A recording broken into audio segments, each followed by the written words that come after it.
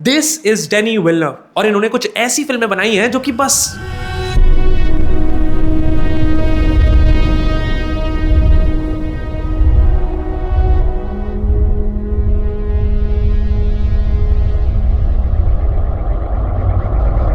Cinema के अंदर अगर मॉडर्न डे विजनरी डायरेक्टर्स की बात होती है तो डेनी विल्नर का नाम उस लिस्ट में हमेशा आता है। और क्योंकि हम हर लेजेंडरी डायरेक्टर की सारी फिल्में देख के उन्हें रैंक कर रहे हैं, क्रिस्टोफर नोलन, क्विंटन टैरेंटिनो और मार्टिन स्कॉर्सेसी के बाद this is me ranking every Denis Villeneuve film in 24 hours.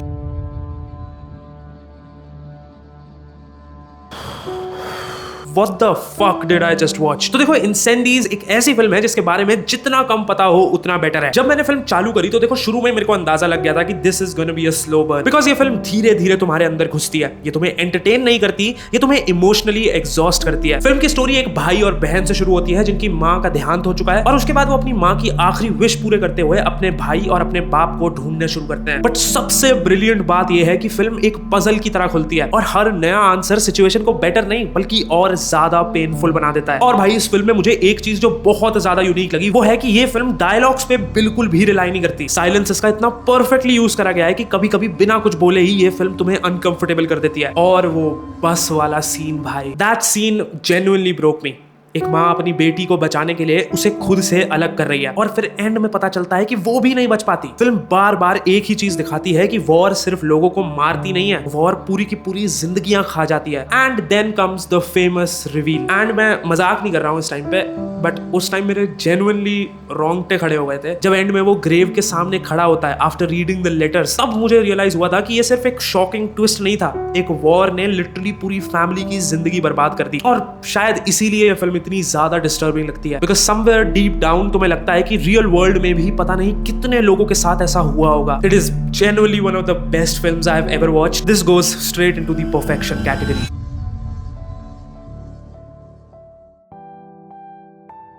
क्या होगा अगर तुम गेम ऑफ थ्रोन्स की पॉलिटिक्स और स्टार वॉर्स के इंटरगैलेक्टिक स्केल को मिक्स करके उसे 100 गुना बड़ा और इमर्सिव बना दो? मेरे हिसाब से उसका आंसर है ड्यून।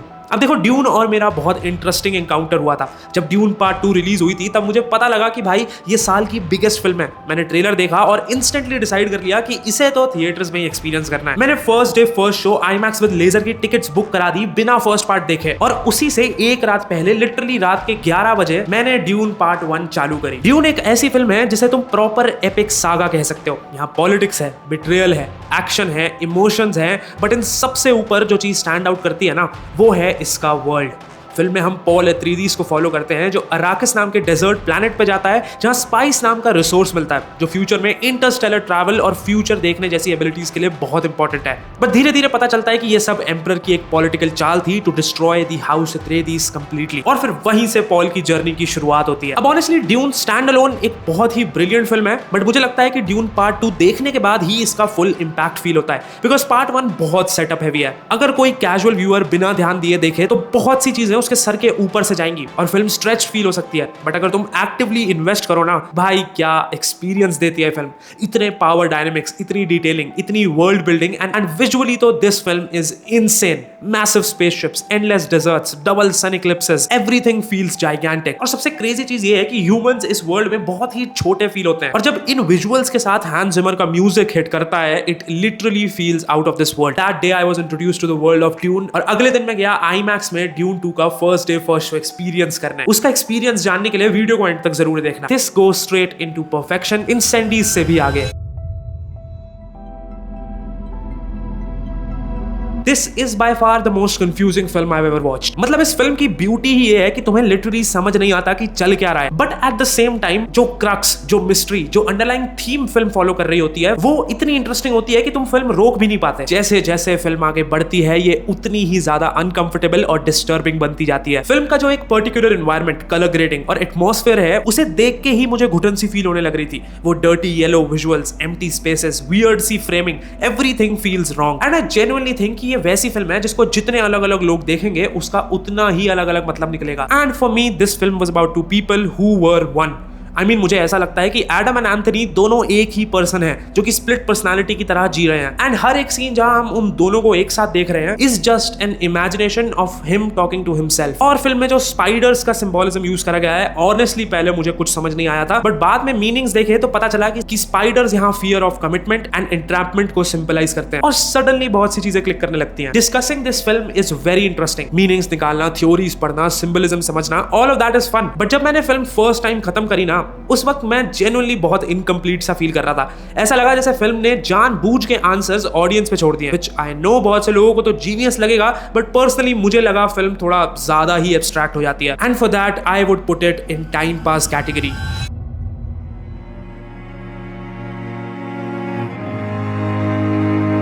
तुमने वो मार्टिन स्कॉर्सेसी वाला बैनर तो देखा होगा ना, जहां वो ऐसे दोनों हाथ ऊपर रहते हैं, नीचे इट्स सिनेमा लिखा रहता है। In my opinion arrival is the prime example of that. अब देखो, I just love sci-fi genre in films, and अभी तक मेरे लिए best sci-fi films obviously Interstellar थी, बिकॉज फॉर मी इंटरस्टेलर का स्ट्रॉन्ग पॉइंट उसके वो विजुअल्स एंड वाइड अपील से ज्यादा उसका वो इमोशनल कनेक्ट था। ऊपर के थ्रू जो इमोशंस फील होते हैं, हैंस जिमर का music, that feeling of love and loss through time, it was just perfect. But उसके बाद मैंने बहुत फिल्म्स ढूंढी, बट मुझे वैसे लेवल की इमोशनल साई-फाई कभी नहीं मिली, and then I watched Arrival. Film में एलियंस अर्थ पे आते हैं और हम फॉलो करते हैं लुइस के कैरेक्टर को, जिसे रिस्पॉन्सिबिलिटी मिलती है उनकी लैंग्वेज क्रैक करने की। बट सही मायनों में ये फिल्म एलियंस के बारे में कम और ह्यूमंस के इमोशंस के बारे में ज्यादा है। और इस फिल्म का एटमॉस्फेयर, भाई क्या विजुअल्स हैं, fog, silence, massive alien ships, slow camera movements, और उसके ऊपर इसका बैकग्राउंड स्कोर इतना सूदिंग, इमोशनल और हॉन्टिंग म्यूजिक मैंने बहुत कम फिल्म्स में सुना है। But somewhere I also understand कि ये फिल्म सबके लिए बिल्कुल भी नहीं है, बिकॉज ये स्पेक्टिकल बेस्ड साई-फाई नहीं है। This film is mainly about time, वो मोमेंट जहां लुइस को समझ आता है कि एलियंस टाइम को लिनियर तरीके से एक्सपीरियंस नहीं करते, और उसके बाद फिल्म तुम्हारे सामने एक बहुत ही पेनफुल सवाल रखती है। अगर तुम अपना पूरा फ्यूचर ऑलरेडी देख सकते, सारी हैप्पीनेस, सारा पेन,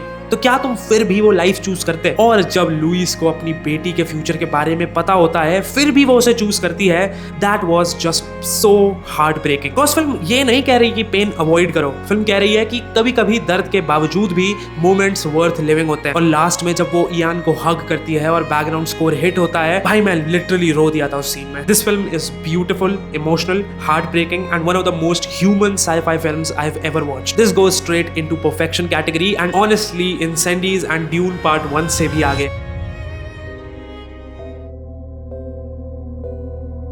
ओके, तो प्रिजनर्स एक ऐसी फिल्म थी जिसको मैं बहुत लंबे टाइम से देखना चाह रहा था, बिकॉज मैंने इसके बारे में बहुत ज्यादा सुना था कि this is one of Denis Villeneuve finest film. और भाई इस फिल्म की कास्ट देख के एक्साइटमेंट हो जाती है, ह्यूग जैकमैन एंड जेक जिलेनहॉल साथ में, बट सरप्राइजिंगली ये मेरे लिए परफेक्शन कैटेगरी में नहीं जाएगी। अब रुको गुस्सा मत हो, पहले रीजन सुन लो। फिल्म बेसिकली एक किडनैपिंग केस के बारे में है, और कैसे एक बेबस बाप अपनी बेटी को ढूंढने के लिए धीरे धीरे लॉ अपने हाथ में लेना शुरू कर देता है। सबसे पहले तो फिल्म अपने एनवायरनमेंट के थ्रू ही बहुत डिप्रेसिंग है। बारिश, डार्क लाइटिंग, एम्प्टी रोड्स, तुम लिटरली स्क्रीन पर चल रहे सीन्स की हेवीनेस फील कर पाते हो, और ये जेन्युइनली डेनी की बहुत बड़ी क्वालिटी है। इस बंदे की हर एक फिल्म का जो थीम चल रहा होता है, उस थीम को ये जेन्युइनली आपकी आंखों के सामने चल रहे सीन पे उतार देता है। देन दी परफॉर्मेंसेस, स्पेशली ह्यूग जैकमैन, एक प्रोटेक्टिव फादर का गुस्सा, फ्रस्ट्रेशन, हेल्पलेसनेस, और वहीं जेक जिलेनहॉल का कैरेक्टर लोकी, स्पेशली क्लाइमैक्स में जब वो लड़की को हॉस्पिटल लेके जा रहा होता है, भाई उसके फेस पे जो पैनिक और डेस्परेशन थी ना, it felt so convincing. Talking about the reveal, तो देखो honestly half way through the film मुझे समझ आ गया था कि एलेक्स एक्चुअल किडनैपर नहीं है,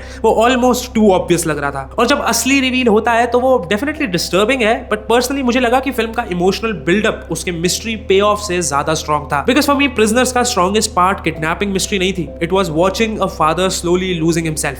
केलर अपनी बेटी को बचाने के लिए हर लिमिट क्रॉस कर देता है, टॉर्चर करता है, वायलेंस करता है, लॉ तोड़ता है, और एंड में इवन इफ ही सर्वाइव्स, उसके पास बचता ही क्या है? अगर वो मिल भी जाता तो वो अपनी फैमिली के सामने एक क्रिमिनल बन के ही रहेगा। और यही चीज इस फिल्म को बहुत स्कैरी बनाती है कि ग्रीफ और फियर एक इंसान को कितना डेंजरस बना सकता है। और भाई वो एंडिंग जब लोकी खड़ा होता है और उसे विसल की आवाज आती है, that was genuinely heartbreaking. Overall I would say this is a very good film, but personally अगर मैं इसकी पिछली फिल्मों से कंपेयर करूं, then I would put this in go for it category.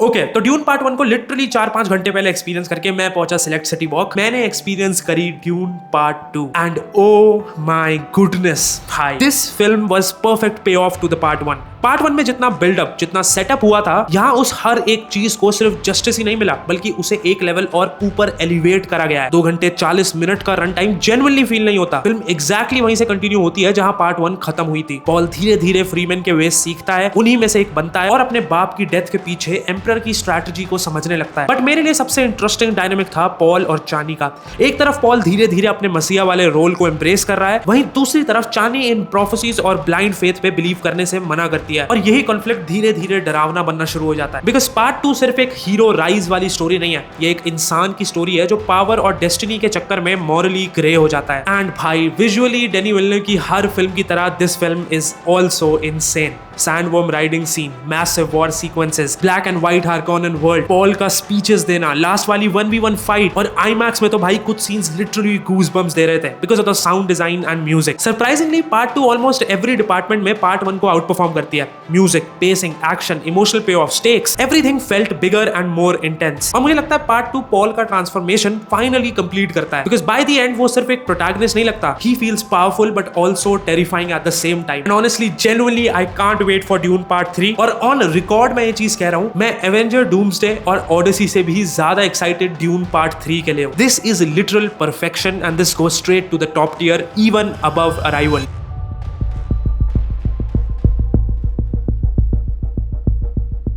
सिकारियो Denis Villeneuve की बाकी फिल्म से बहुत अलग फील होती है। फिल्म बेसिकली एक मॉरली ग्रे कोवर्ट ऑपरेशन के बारे में है जो मेक्सिको ड्रग कार्टेल्स के अगेंस्ट चलाया जा रहा होता है। एंड हम मोस्टली एमिली ब्लंट के कैरेक्टर को ही फॉलो करते हैं एज शी स्लोली रियलाइजेस कि वो किस डेंजरस सिचुएशन में फंस चुकी है। अब देखो, सबसे पहली चीज जो मुझे इस फिल्म में पसंद आई वो थी इसकी रियलिज्म। ये फिल्म रियलिटी को बहुत टाइटली पकड़ के चलती है, ना ही कोई ओवर ड्रामेटिक एक्शन, ना ही हीरो वाले moments. Everything feels grounded and disturbingly believable. And once again film की सिनेमैटोग्राफी, भाई even in such a dusty, realistic and military heavy setting, they somehow managed to create beautiful frames. Execution wise as well, this film is really impressive. Highway वाला sequence, border crossing tension, Emily Blunt का apartment वाला struggle scene. But personally मेरे लिए film का biggest problem था इसका emotional disconnect. क्योंकि आधी फिल्म तक एमिली ब्लंट के कैरेक्टर की तरह तुम भी खुद कंफ्यूज हो कि एग्जैक्टली चल क्या रहा है, और जब सारी चीजें रिवील होती हैं तब तक इमोशनली फिल्म उतना इंपैक्ट क्रिएट ही नहीं कर पाती। स्पेशली जब एमिली ब्लंट का कैरेक्टर का ब्रेकडाउन होता है, उस मोमेंट पे मेरे हिसाब से ऑडियंसेस को भी वो हेल्पलेसनेस फील होनी चाहिए थी, बट पर्सनली मुझे उतना हिट नहीं करा। एंड आई थिंक इसी वजह से despite being a very well made film, emotionally ये मुझे डेनी की बाकी फिल्म जितनी स्ट्रॉन्ग नहीं लगी। And because of that it will go in time pass category, enemy से पीछे। ये शायद पहली डेनी की फिल्म है जिसने मुझे थोड़ा डिसअपॉइंट करा है। अब देखो, Blade Runner is a film जिसको देखते देखते you will appreciate each and every frame that comes in front of you. Set design से लेकर CGI, VFX, everything about the visuals of this film is just brilliant. As ये अभी तक मेरी देखी गई विजुअली सबसे खूबसूरत फिल्म है। इतने मैसिव फ्रेम में अपना छोटा सा कैरेक्टर दिखना, all that works really really well. But जो पेस है इस फिल्म की, that will absolutely kill you. ये इतनी ज्यादा स्लो मूव करती है आफ्टर इट्स मिड रन की यू विल फील लाइक कि फिल्म को अपने आप से कुछ ज्यादा ही प्यार हो गया। एंड द फैक्ट कि प्लॉट भी फिल्म का बहुत ही स्ट्रेट फॉरवर्ड एंड प्रेडिक्टेबल था, एज तुम्हें पता रहता है पहले से ही कि अब आगे क्या होगा। और एक और चीज जिसने इस फिल्म का एक्सपीरियंस मेरे लिए थोड़ा सा रुइन कर दिया वाज डिट्रॉइट बिकम ह्यूमन। ये एक वीडियो गेम है जिसमें मैंने अराउंड 22 से 23 घंटे इसको 2 बार पूरा स्टार्ट टू एंड कंप्लीट करा है। एंड इसकी स्टोरी ब्लेड रनर से बहुत ज्यादा मैच करती है। But even after all of that there is this feeling that this film leaves you with. There are some questions that this film leaves you with, जो कि काम करते हैं, हिट भी करते हैं। बट आई गेस अगर इस फिल्म को और भी टाइट तरह से प्रेजेंट करा जाता, आई कैन गारंटी कि फिल्म देखने के बाद एक स्पेस तुम्हारे अंदर ये फिल्म बना लेगी। बट वो अपने स्टोरी या प्लॉट की वजह से नहीं, बल्कि विजुअल्स की वजह से होगा। And because of that I will keep it in time pass.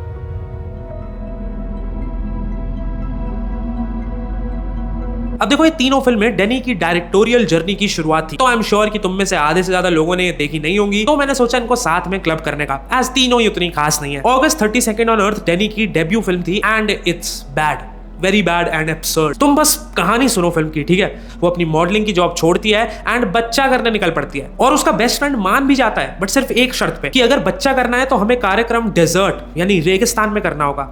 And then the film continues on a love story, friend zone, etcetera वाले रूट पे। ऑल ओवर एक बहुत ही अजीब सी फिल्म मैं कहूंगा, and will go in skip. Maelstrom is a film जो मैं कहूंगा बहुत एक्सपेरिमेंटल थी, but execution and screenplay में मार खा जाती है। It's a story about a girl जिसका अभी अभी अबॉर्शन हुआ है, फिर उससे एक बंदा मर जाता है, and then she just goes about removing the evidences.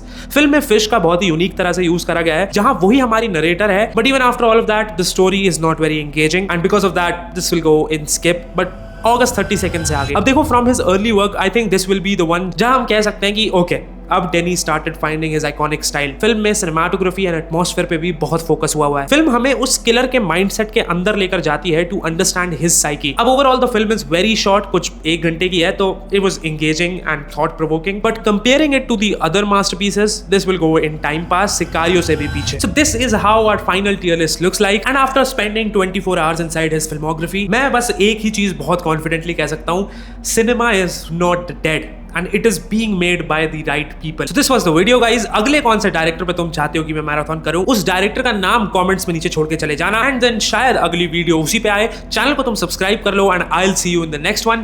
तब तक के लिए you can always cut to cinema.